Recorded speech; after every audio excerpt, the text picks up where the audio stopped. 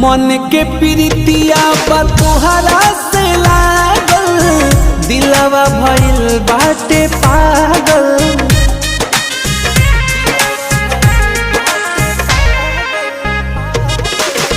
मधु से मीठ बोलिया मन करे सुनाते रही, बोले ले कोयलिया उठावा के चुमते रही।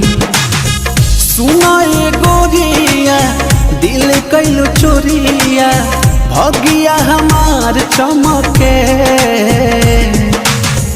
ए धनिया हो दिल जनिया हो, जिंदगी में आइलू बहार बन के हो। ए धनिया हो दिल जनिया हो, जिंदगी